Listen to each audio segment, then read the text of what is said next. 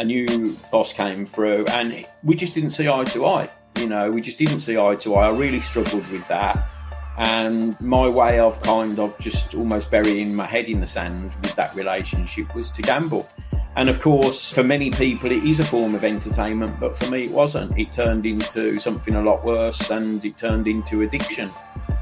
Hello and welcome to this week's episode of the Burnt Chef Journal, a hospitality-specific podcast dedicated to challenging mental health stigma and conversations designed to inspire a new, healthier, happier, and more sustainable hospitality profession.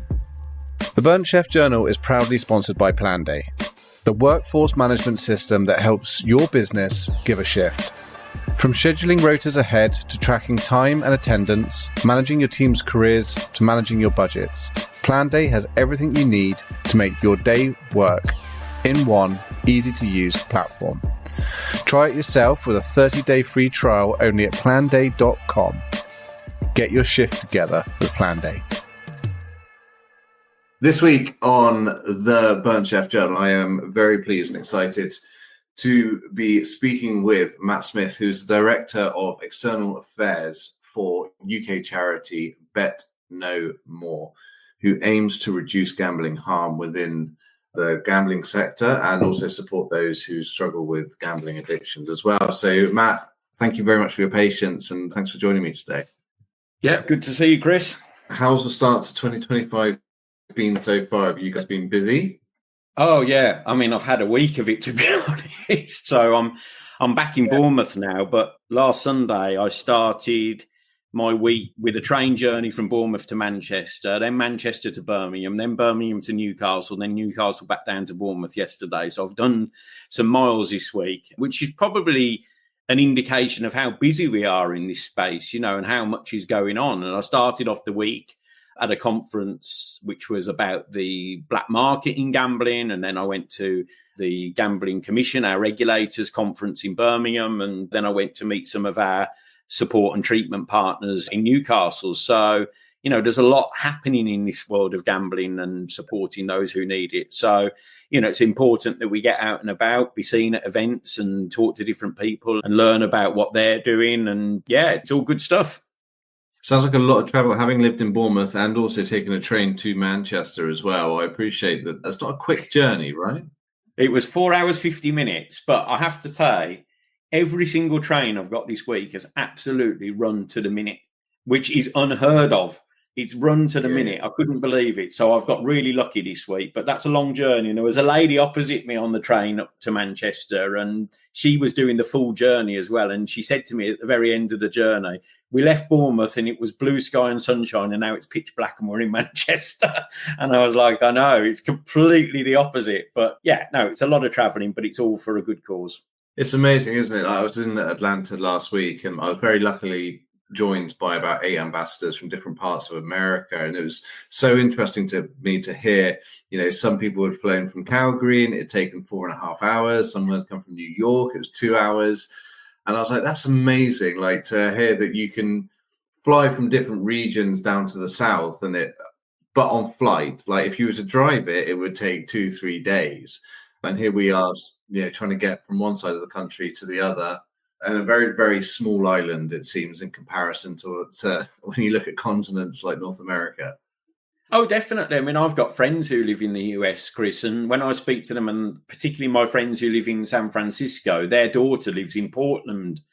And they often say to me, we're going up to see our daughter. It's 11 hours drive. And I'm like, oh, that's a long drive, They're like, no, not really. A long drive for me these days, Chris, is 2 hours. I remember when I was in my 20s, I'd be quite happy to drive for 5 or 6 hours. 2 hours now, I'm like, that's it, I'm done. Yeah. It's funny, isn't it? How do you combat the fatigue of travel? Because whilst we are just sat on our asses, we're not, maybe we're working, we're not doing a great deal. It is incredibly tiring having to, know where you're going to go next, try and keep the timescales. And it sounds like your week's been pretty busy. So how do you combat that? What sort of mechanisms have you got in place? Yeah, well, first of all, I've cleared the decks today. So the only thing I'm doing today is talking to you, which, to be quite honest, is a nice thing to do and is quite easy. So that's all I'm doing today, because there's no point in me doing all of that travel for the week, coming back today and being exhausted and not being able to, operate at my full capacity. So it's best that I take it easy and reboot again on Monday and go again. For me, it's about self-awareness, and we'll get onto this, I'm sure, later. But when I worked in the media, I was 7 days a week, 24/7 on the go, constantly, doing things, moving, flying, being at sports events. And my mind was, very, very busy. And although my mind's busy today, I recognise when I need to take a break, and actually it was on the train back from Newcastle with our CEO, Frankie, yesterday. And he said, "You're not travelling anywhere tomorrow, are you?" I said, "No." And he said, "Oh, good, because he recognises as well as a CEO and as somebody who's looking after over 45 staff now that actually, we need to have a rest now and again. We can't just constantly keep going." So for me, the biggest thing is just being able to recognise that and say, you know what, I'm tired today. I need to have a rest. I'm just going to take it easy and I'll go again on Monday. And I think that's the key to it for me. Yeah, and I think that self-awareness is prime. And I guess we're fortunate, right? We work in organizations that we have that permission to be able to take that flexible working style. Whereas in certain high-pressure environments, and many of the people listening to this, if they're feeling tired, they're feeling jaded, the ship and the show must go on. So it's about those small wins within the environments that you can, whether it is like, swapping carbonated drinks for water or making sure that you're eating the right nutrition. Or if you're very fortunate enough to be able to have a leader who understands that actually your energy use isn't infinite, having that brain space allows you to perform better when you are there. And that flexibility is so important. It's something that we really want to encourage as many people as possible to understand. It sounds like you're a great leader. Sorry, Kris. I was just wanting to say to you about, you saying about swapping carbonated drinks for water and so forth. And I'm telling everybody I can possible at the moment that I've lost 0.5 stone since the middle of January. And for our friends who are in the US, that's about 6 or 7 pounds, I think. So, like for me, I've always kind of, particularly in my recovery journey, which I'm sure we'll get onto, food's been a struggle for me. I've never really been able to get down to a weight I wanted to. So when I first got into sobriety over 10 years ago, I lost 2 stone just by stopping drinking. That was it immediately. I didn't even try.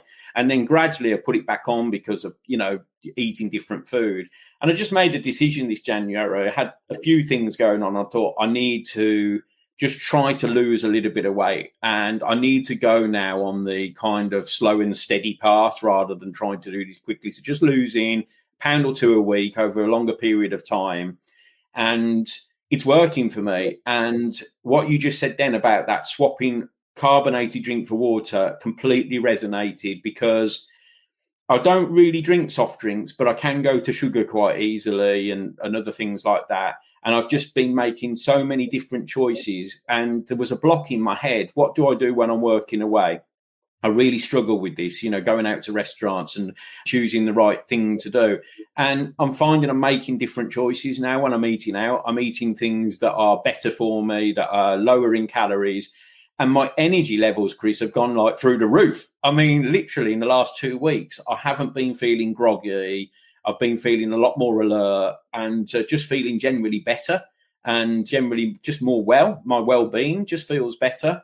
And the only thing I can put that down to is that switching diet and losing the weight. But for me, it's not saying, okay, I can't have X, Y, and Z. It's just about being more balanced with what I'm doing.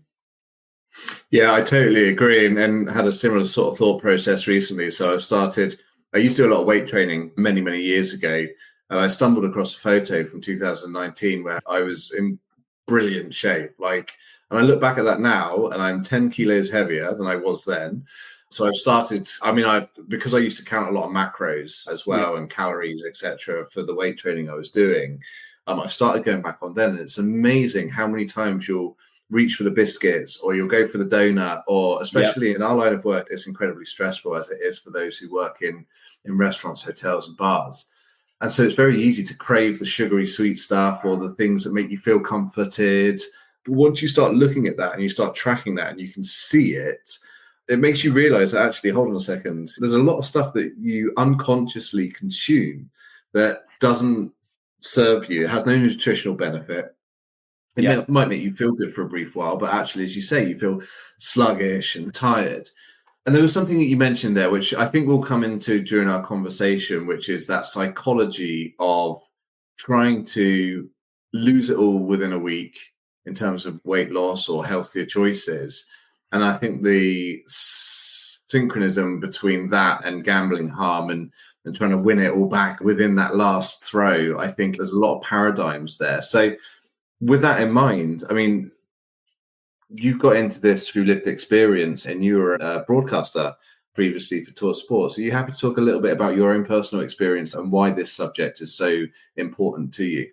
Yeah, so I mean, I worked behind the scenes at Talk Sports. I was part of the management team. Basically, I was a program manager, so I headed up all of our outside broadcasts, so anything that we did outside of the studios, so major sports events, football matches, golf, cricket, rugby. You know, I travelled to probably in my time, I probably attended, I would say, over 300 to 400 football matches, been to 3 football World Cups in South Africa, Germany and Brazil. Went to 2 Rugby World Cups in New Zealand and France, and I think I did 7 Champions League finals. So, yeah, you know, I had a really fantastic career. I was there for 12 years, worked with some fantastic people and really enjoyed my time there. But, you know, during that period, you know, I suffered quite a lot with my mental health. I was always on the go, was always traveling. The job was high intensity.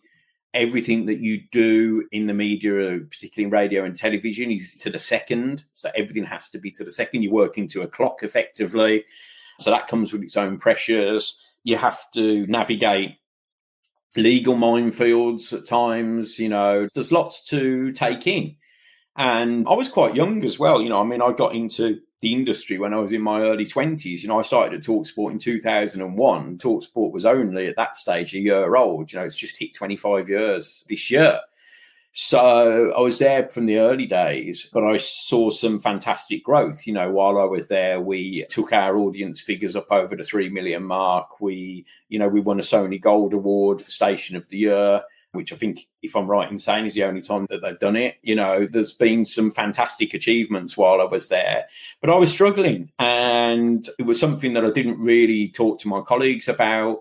And Kris, gambling is a very hidden addiction. And whilst, you know, in the media world, it's quite okay to go out for a pint at lunchtime, and that's what people did. I wanted to be alone, you know. I didn't really want to be around colleagues, and I wanted to kind of hide off. So I'd go to a betting shop and I'd go and gamble, play machines, and it was a release for me. You know, I felt like I was letting off steam, so to speak.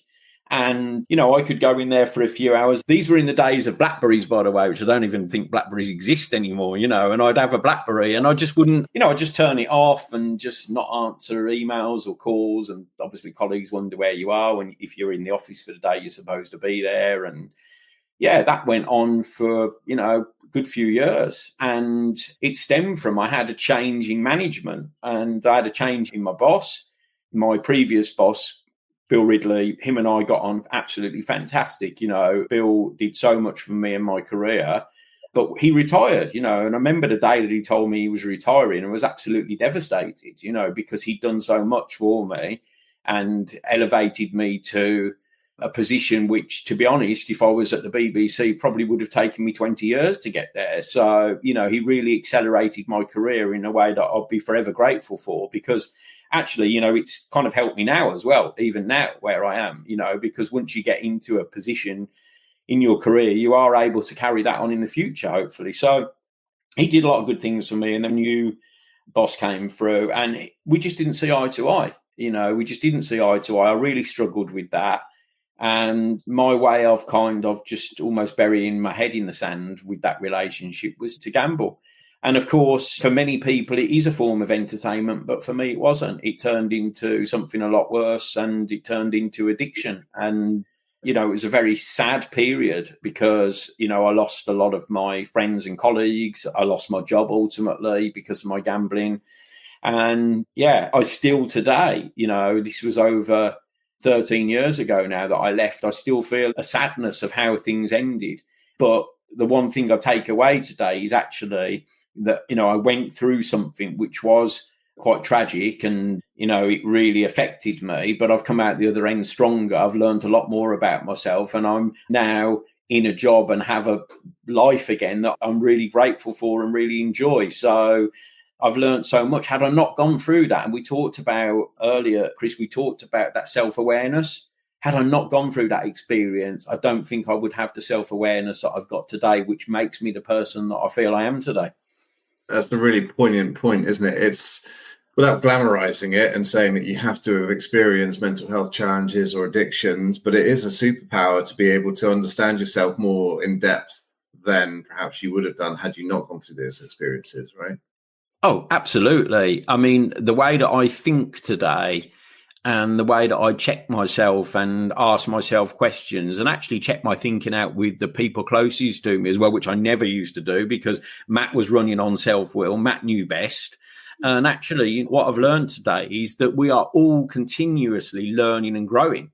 And I met somebody who I met him about 5 years ago. He was over 50 years in sobriety. And he was in his 80s. He'd been diagnosed with terminal cancer. And he said to me, do you know what, Matt? All I want to do is just continue to learn and grow until the day that I die. And I took that away with me. And I thought, wow, that is so powerful. This man's in his 80s. He's had this life of sobriety. He's grateful for it. And he's learned so much about himself and still wants to continue to learn and grow. And I was like, well, if I can be like him, then my life's going to be better for it, because I do believe a lot of things that I've experienced in my life through my gambling addiction and my alcoholism were to do with me as a person. They weren't to do with those things. They were almost just a symptom of what was going on. The crux of the problem was me. So once I started to untangle those things and find out a little bit more about myself and went on that journey of self-discovery, which I know sounds a bit woo-woo, do you know what I mean? But it's true. It was really helpful for me. And not only that, it's helpful for the people around me. And when I'm in a good place and I'm doing the things that I need to do, the people around me benefit from that as well. And whether that's my work colleagues or my family or my friends. So, yeah, having that awareness and learning from other people who have been on a similar journey to me is absolutely key to me continuing. Yeah, it really resonates with me. You say that woo-woo, and I say this as well. I'd say the journey of both of ourselves, it sounds like there's been a lot of introspective looking at who we are, why our brains work in certain ways.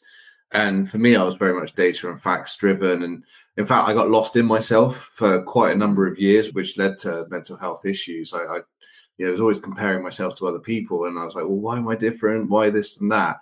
But you get to this stage that once you have understood yourself, you have a newfound confidence and self-belief in your ability, but you're also not afraid to be able to say, and as you said, you very poignantly said, sense check it. Like sometimes if you have a thought process or if you're going to go through with a certain action, you now have that ability to be able to look for feedback and go, am I right? Is my train of thinking right? And be secure enough to be, if someone say, no, you're an absolute knobhead, like that's not going to work, don't do that, or have you considered this? But you can only do that if you had that opportunity to find out and build that your own sense of self-worth, I guess, and your own opportunities to be able to understand how your brain works and fires off. Oh, completely. I mean, I had a friend say to me recently, I was talking him through a situation and he asked me, have you considered this? And I said, no, I haven't considered that at all. I'm so pleased that you've raised that, because now I need to go away and consider, what my next action is because of that. Now, the old version of me back, 10, 12, 13 years ago would have just dismissed everything that he said to me. I know better. And the outcome is not going to be good. And I'm going to end up going out there gambling and drinking again because the outcome is not what I thought it was going to be. And, I was somebody who lived on expectations. My expectations were so high that if those things didn't happen, I would hit the floor basically and be very disappointed. Now I've completely changed that around and my expectations are very low. And if something happens, then I'm really pleased about that, so I'm not setting myself up for that disappointment anymore. So, yeah, it is about taking that feedback. And I'm so lucky that I've got a range of friends and people in my support network, and I go to different people for different things. I get different advice off people. I know that if I need to hear something absolutely brutally honest, I'll call my friend Jeff, who will tell me exactly how it is. Or if I want it to be a more softly approach, I'll talk to my friend Patrick, who will probably be a bit more soft about it, but eventually he'll get to the same point as Jeff would make, So I've got people that I can go to today in my life, and, I'm really grateful for that. So I wanted to ask you, because I think we can get quite consumed in our perspective. A lot of the talks that we do, everyone's saying, "Oh, hospitality, it's a terribly stressful industry, and it's unique in its challenges and its stresses and addictions, etc. To be able to cope with the stress."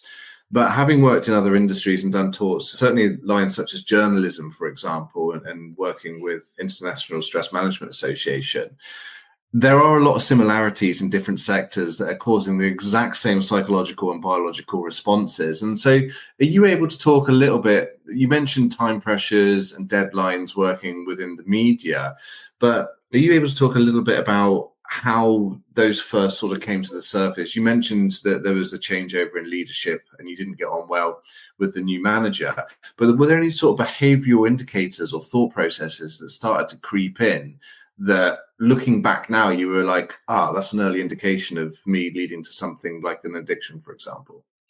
Yeah, it was probably, a lot of it was control. I felt like I was losing control.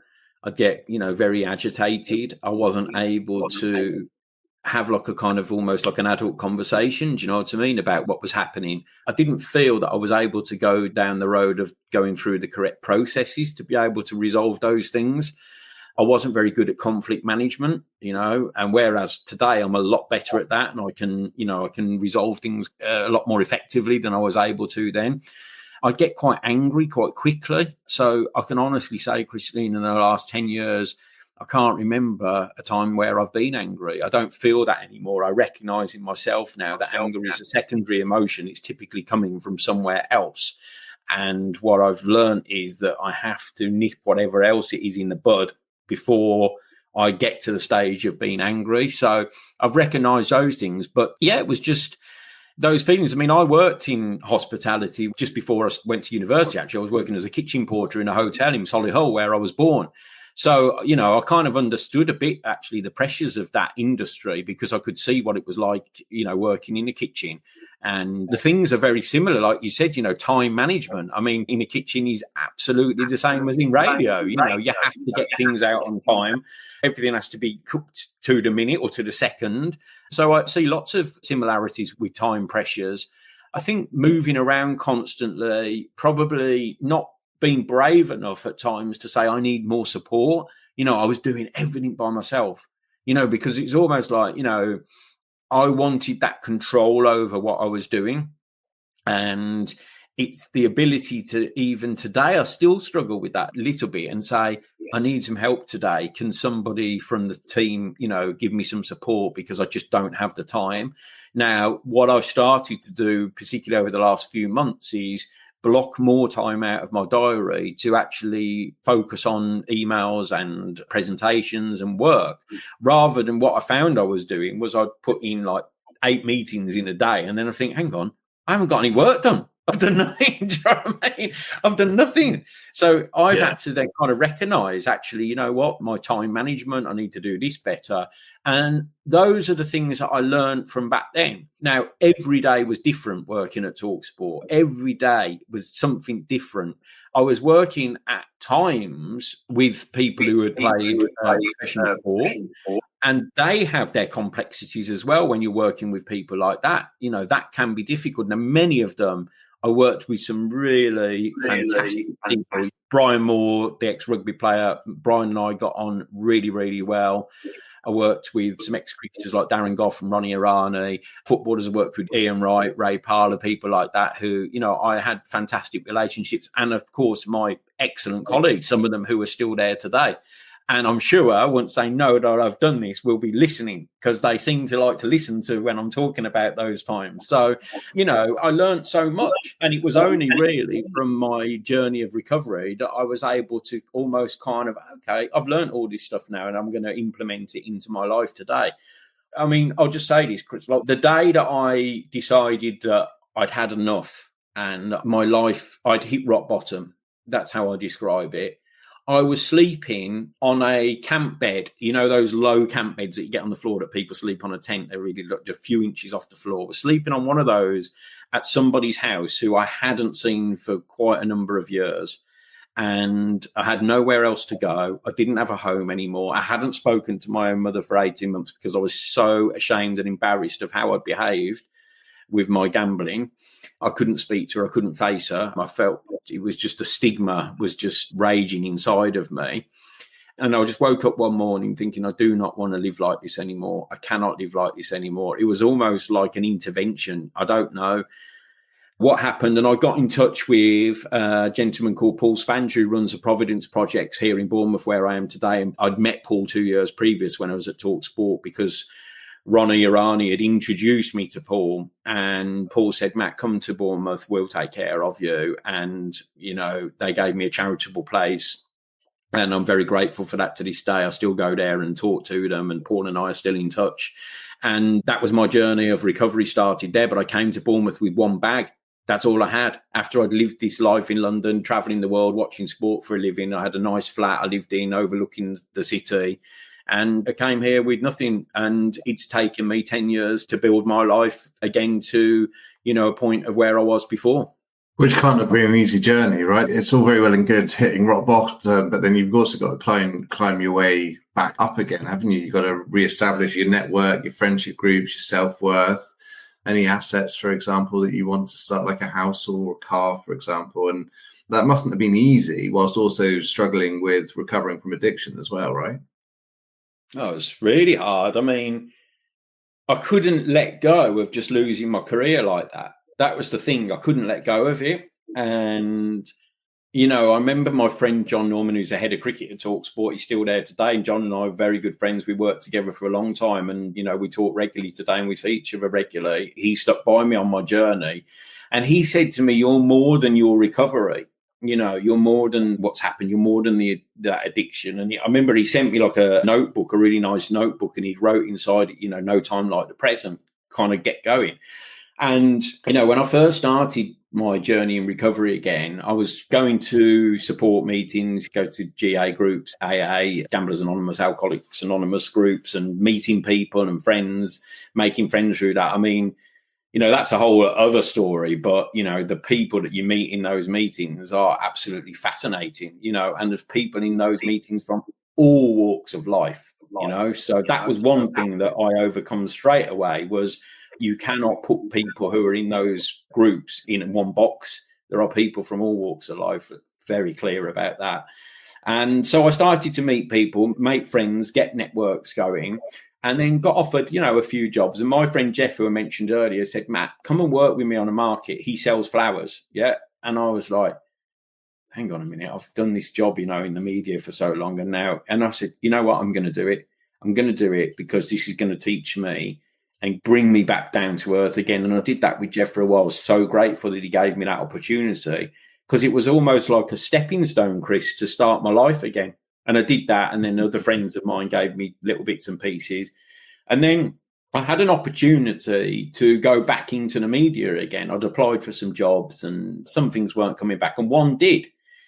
And it was back in London. And the salary was good, and I had this opportunity and I thought, wow, this is like almost like I didn't expect this to happen. But I turned it down. I knew it wasn't the right thing for me, going back to London, being in that environment again. And I just thought, I can't do that. So I ended up going and working in a bed shop for like 2 or 3 years to just, again, keep a roof over my head, keep money coming in, start to build my life back up again. And then COVID comes along. And I just, had a new opportunity. I thought, okay, I'll see what's out there. And then I found a job where I'm now at Betknowmore. So I've been here for over 4 years now. And I thought, this is a remote job. I can bring my professional experience into the organisation. I think when I joined Betknowmore, there was only about 12 of us. I think there's over 45 of us now, in the last 4 years. That's some growth, And I moved up the ladder very quickly. Frankie saw something in me and he said, I love your background. I love what you've done previously. Start off in this role and we'll move you on as we go along. And here I am today, as a director. So I'm forever grateful to Frankie for that opportunity as well. And all it takes is just one person, isn't it, to take a chance on you and say, I can see something in this person and I'm going to give it a go. And, I'm pretty sure they've got something out of me as well over the last 4 years. Yeah, and it's that, I think for people to, one, take that chance, but also to empower you as well and to be alongside you, to be able to support you in that journey rather than just sort of looking for their pound of flesh, so to speak. And those qualities, and unfortunately, are quite rare, I think, and those opportunities are quite rare. But when they come along, they do come along at the right time, often enough, right? Yeah, it was the right time for me. You're absolutely spot on there, Kris, because I remember my friend Patrick saying to me, he said, you've taken your recovery, and he's somebody who's experienced in recovery as well. And he said, you've taken it so slowly. And he said, I've seen so many people who've kind of got sober or stopped gambling, and after a year or two, they go straight back into high pressure environment, and then the cycle starts again. And it was that opportunity to use his experience of what he was telling me to say, actually, okay, I'm going to take a little bit of a different journey here. I'm going to take it slow and steady.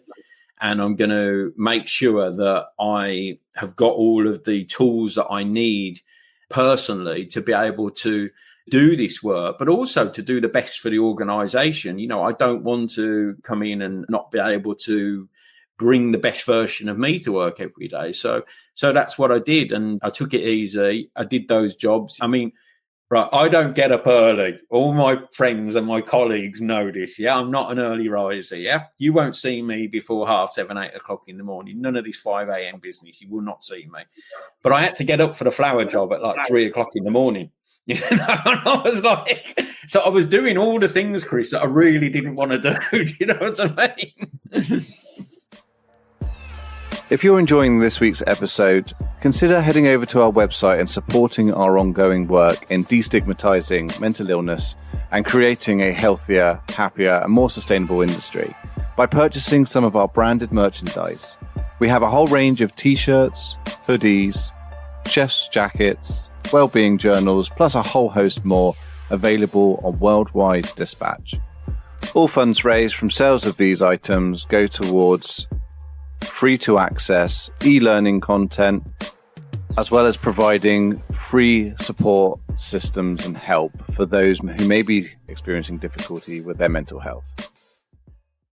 So obviously in both of our line of work, we both with personal experiences and also the peers that we work with, we have a lot of experience about addiction. And I think that from my personal experience, it's interesting to see that first and foremost, the point that you made about going back into the environments that were causing some of the behaviors, or at least triggering some of the behaviors in the first place, is one of the key issues that we see time and time again, where people have successfully recovered from whether it's mental illness or addiction specifically, and then they put themselves straight back into the firing line in those environments where your emotional intelligence is thwarted, you're tired, you're lethargic, you're not looking after yourself. Then you start seeking those behaviors that are escapism or are fueling that dopamine hit in some way, shape, or form. And I find that really interesting because, again, it's like we were talking about that weight loss journey, isn't it? It's that there is no quick fix for this. It takes time to build up that resilience, to build your toolkit, to make sure that you have the right network around you, the right skill set to be able to gradually expose. And I liken it like if you've ever had a serious burn, or maybe you've even just burnt or scalded yourself, you're a lot more sensitive to temperature variations whilst that burn is recovering. You wouldn't go straight away immediately and put your hand right next to an open flame because it would hurt. You have to give yourself that time to be able to recover and to develop and to grow, right? And to be able to build up that thicker skin. Yeah, I mean, the first time that I went back to London, which I saw as the scene of the crime, if you like, was I had this vision in my mind when I pulled into Waterloo Station that everybody I had hurt and harmed in some way through my behaviour was going to be waiting on the platform for me. That's how I thought it was going to be. And so I knew at that kind of stage that I wasn't quite ready, because I shouldn't have been still thinking like that. And then, so I just took it slow and steady and got myself back into, traveling up to London again. And now I feel very comfortable being there again, but that took time. So I think you're right. I think we're sensitive still to a lot of things when we're on that journey of recovery. And like you say, that's a really good analogy of that kind of, the temperature almost, you're very sensitive to that temperature once you've burnt yourself.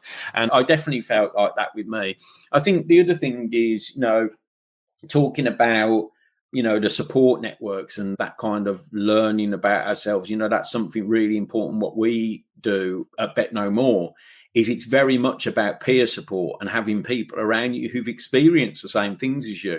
They may well have burnt their hand and had an experience from that, or they may well have gambled like I gambled. The people that we have volunteering for us and working for us are able to have that very empathic conversation with those individuals and say, you know what, I've been where you've been.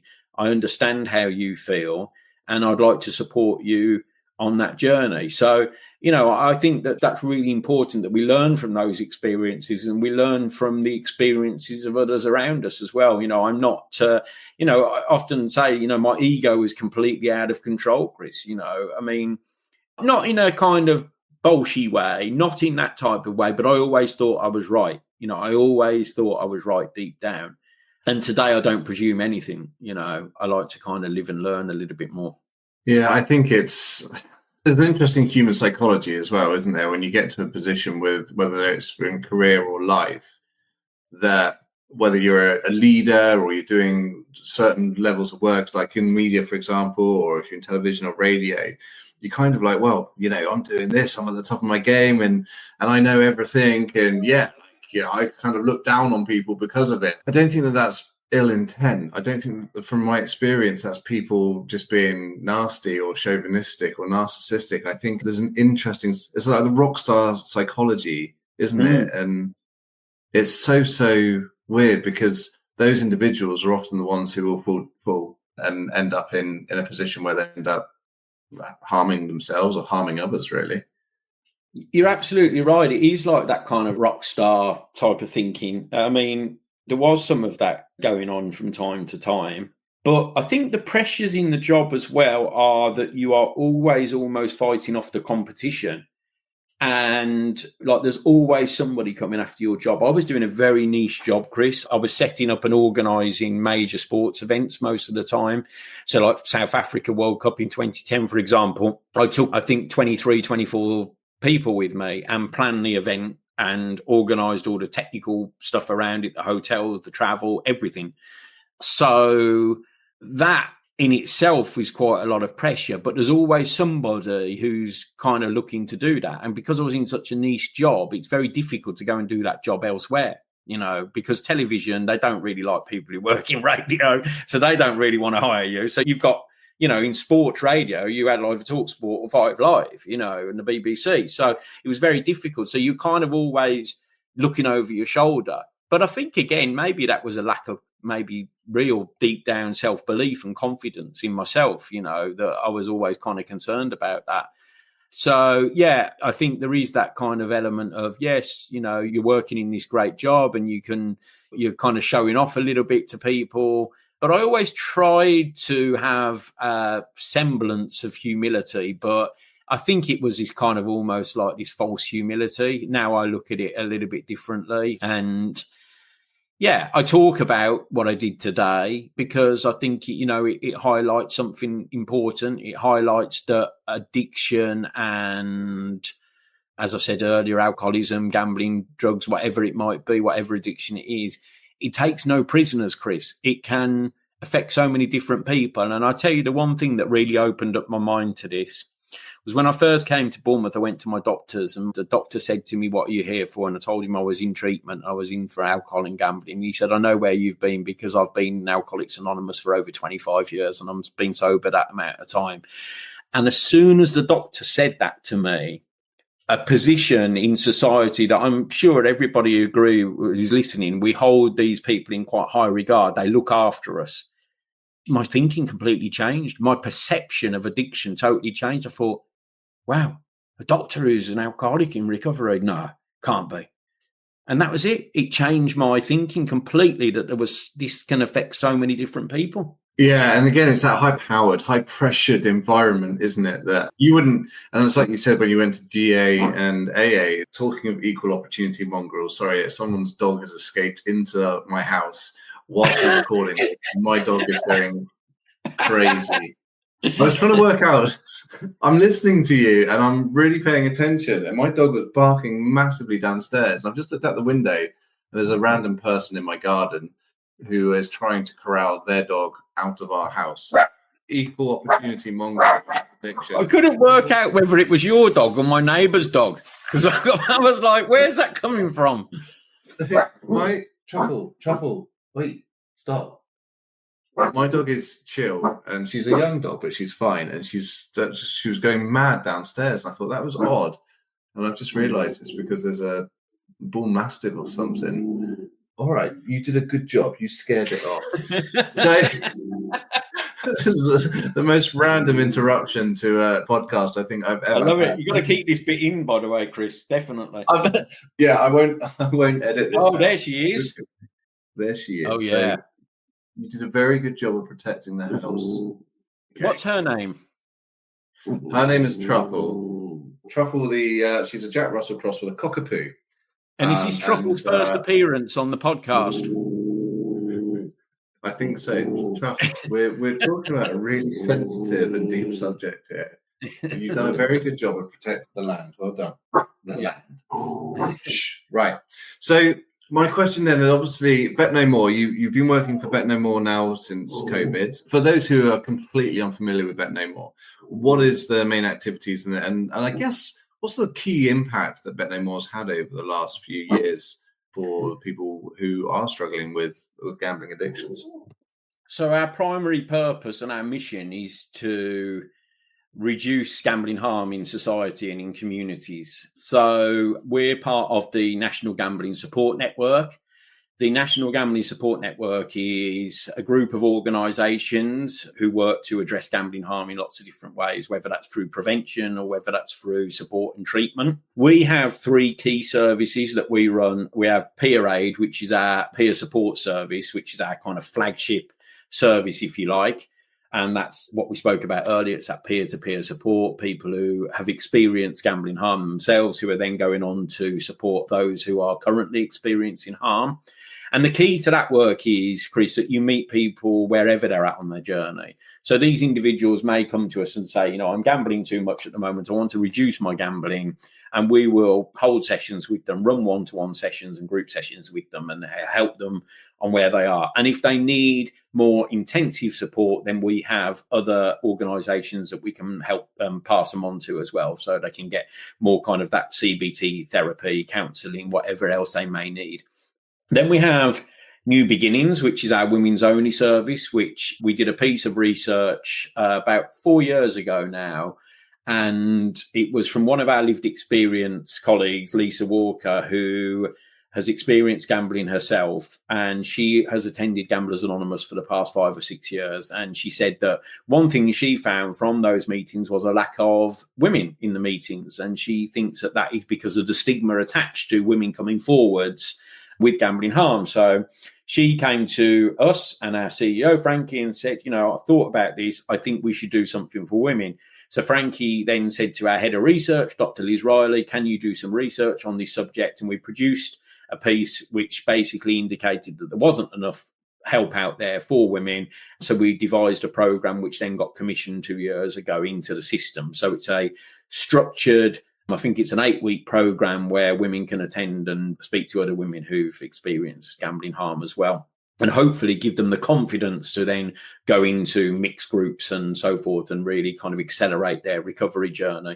Something that's been really popular, that has its own podcast as well. I'm going to give it a shameless plug, if you don't mind, Kris, and that's called New Beginnings by Betknowmore, and that's hosted by the LBC presenter Natasha Devon. And we're on week 4 now of the second series. So please, wherever you get your podcast, after you've listened to the Burnt Chef podcast, of course, please have a listen to the New Beginnings one. And then finally, we've got our goals program, which is gambling outreach and living support. And that's the work that we do in the community, mainly in London and in Islington specifically. Boots on the ground, engagement with people, talking about gambling harm and doing brief interventions. That's been a really good piece of work over the last year, working with the local authority in Islington. We're going to expand that piece of work further across London as well. And we've had like a kind of a drop-in centre, if you like, in the hub at 222 Upper Street in Islington since August, once a week. And in that time, we've now done over 500 brief interventions with people who are experiencing gambling harm, whether that's as an individual or an affected other. So, that is a huge number of people coming forwards. And typically what they're doing is they're going into the council for help with things like their council tax or rent or whatever issues they might have with the council. And they're asked a series of screening questions, which include a question about gambling. And if they've identified themselves as somebody who is struggling with that, then they can come and see us there. So that's typically what we do here. And then very quickly, the work that we're now starting to do on an international basis. And you and I were talking about this earlier. There's quite a lot of synergies there. And we're working in the US with our colleagues at the Massachusetts Council of Gaming and Health. And we're basically taking our peer aid training and delivery model into North America, where gambling has increased tenfold over the past few years with the opening up of sports betting and online casinos. So we're working with our colleagues in Massachusetts to deliver peer support across the US and Canada. And I've been going out to the US now for the past 3 years and really driving that piece forwards. And we're really excited about where that's going to lead. It's incredible. That's a huge amount of impact on such a regular basis. So how big is the peer support network? And if people are interested in helping and supporting, other than lived experience, what do they need to do? What do they need to have in their arsenal to be able to support you with that work?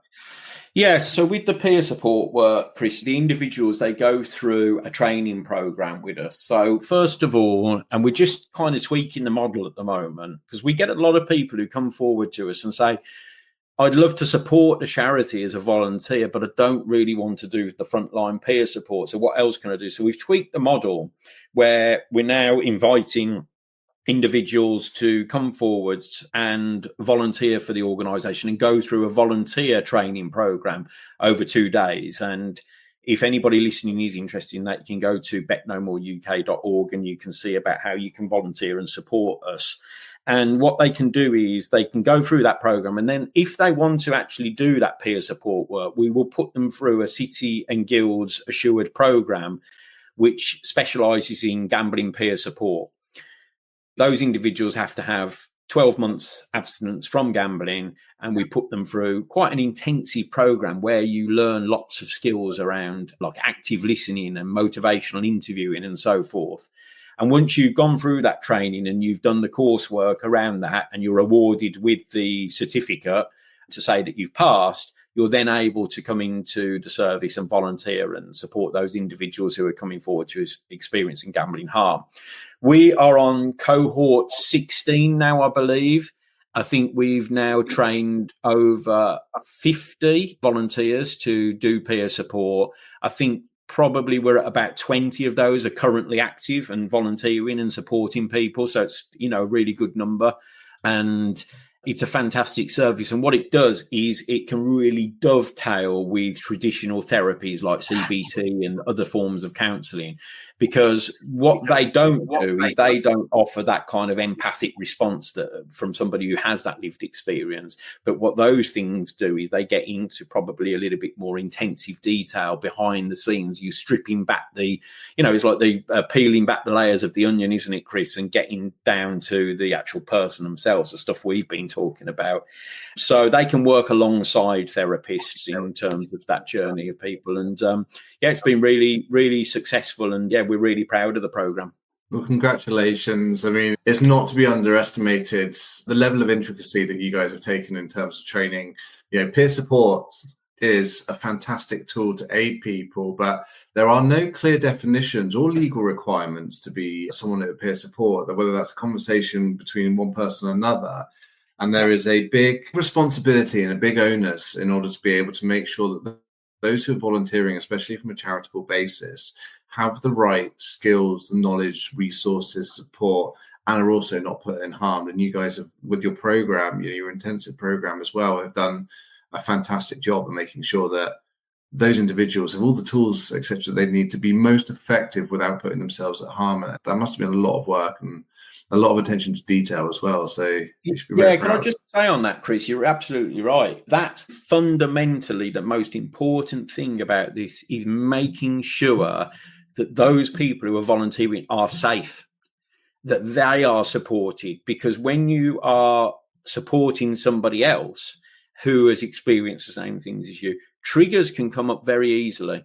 And we need to make sure that those volunteers are safe. So we have a robust safeguarding procedure. We have our own clinical support in-house for any of those individuals who are experiencing difficulty. And we have a great, for our employees, for the people who are working in Betknowmore, we have a great EAP as well. So, it's some really good stuff, that we're doing. But that's the fundamental thing about it. You have to make sure when you're doing peer support, because there's no hard and fast rules.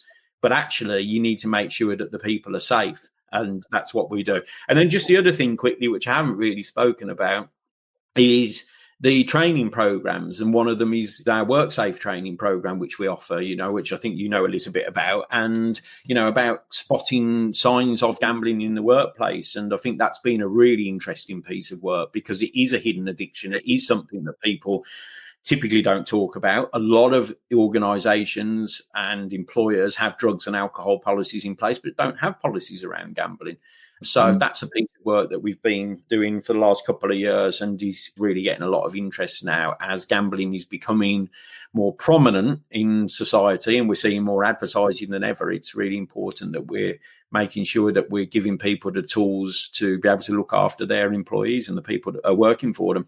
Yeah, and it's a great point to made as well. So we are looking at rolling out in collaboration with Betknowmore that training for hospitality people. And that won't be just available in the UK, that'll be available on a global scale, because it is often enough, we talk about drug and alcohol policies and we offer training for that with specialists as well. But gambling is one of those ones that's sort of, it's the hidden harm, right? It's the one that everyone has access to, irrespective of age, demographic, capability. You can, especially with mobile phones nowadays, you can get hold of gambling apps very quickly. And there aren't really, whilst tools have got better to mitigate risk, there aren't any limits. The limit is in your psychology. And if you think, just one more, and this one more is going to solve everything for me, it's going to allow me to pay off everything, and then you've got the guilt that you then ride afterwards.